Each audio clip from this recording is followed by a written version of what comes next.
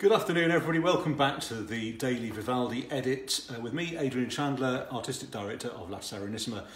We are doing this, as many of you already know, to raise awareness about the loss of work for all our musicians.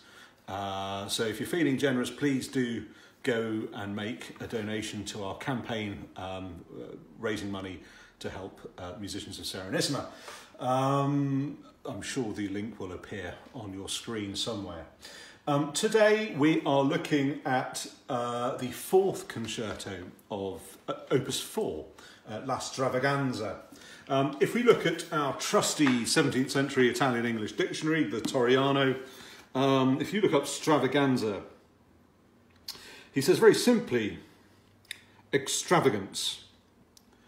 But if you look at a similar word with a similar root, stravagante, he also says extravagant or newfangled.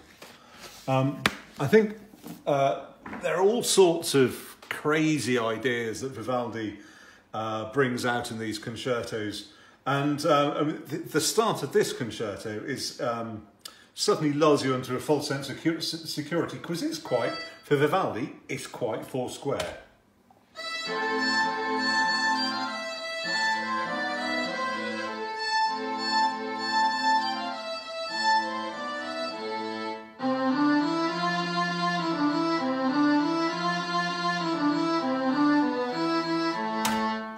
So there you have it. That's the opening ritornello. Not much to write home about, but Vivaldi's actually sort of keeping his powder dry, because the most important, if you like, the most important material from a ritornello perspective comes later on in this opening movement, and you get this amazing movement, this amazing moment.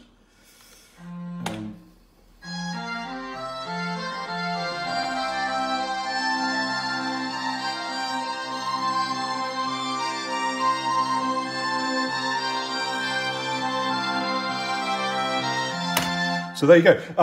We were talking about pedal notes the other day and how he didn't really do pedal notes earlier on in his career. I mean, obviously he did, but not to such an extent. Though this is a kind of example that makes me shoot myself in the foot, because not only do you have a pedal note, but Vivaldi has actually written pedale on the bottom.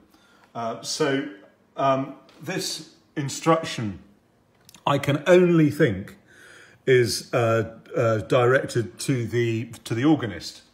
Remember that the part books consist of the concertino violin part, your violino primo, violino secondo, alto viola, and then the last one is organo e violoncello.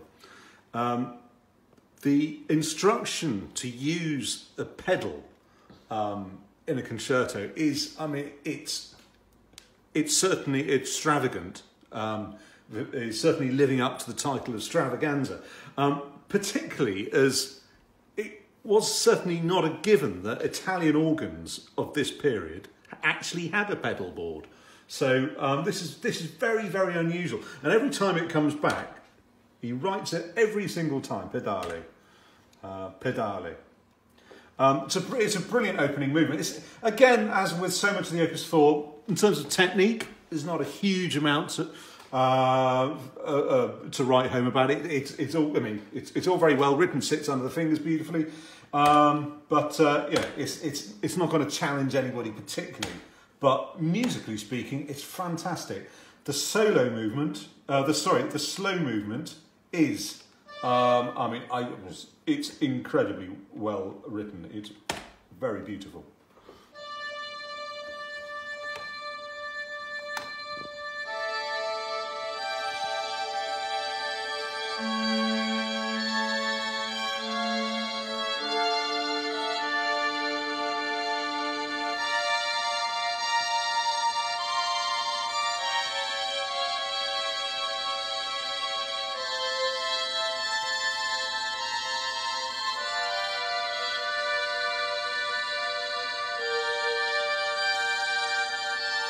And this change from the A major to A minor.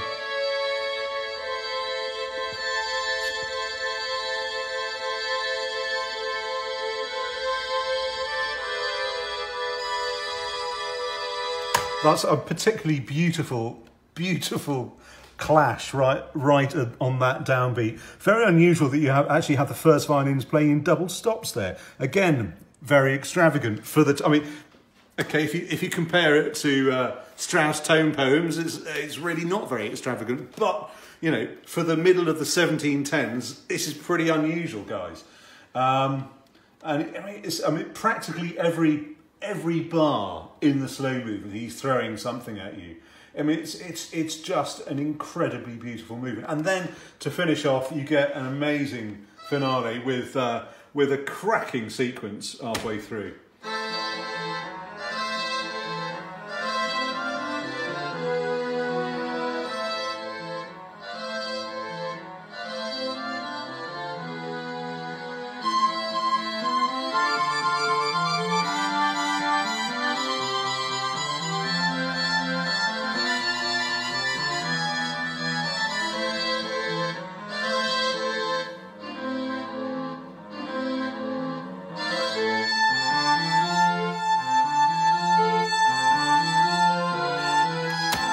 So there you go. Totally brilliant concerto. I think we give it a 9.5. I think it's got to be up there.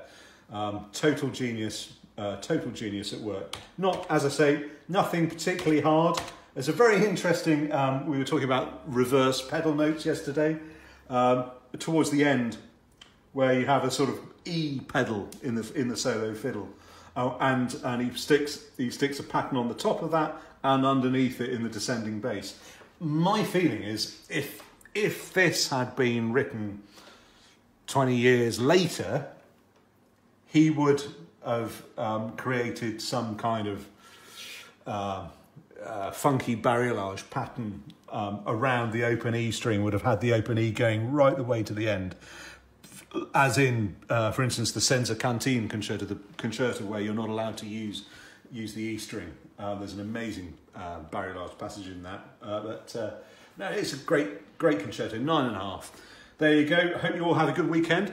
If you've got a few moments, if you're feeling bored, check out our YouTube page, because I was having a look at it the other day, and there's some quite nice stuff on there, but we don't seem to have a huge amount of footfall. I mean, I think the next door neighbour's cat knows about it, but that's about it, judging by the numbers of people that visit the page. But it's got some really nice stuff in there.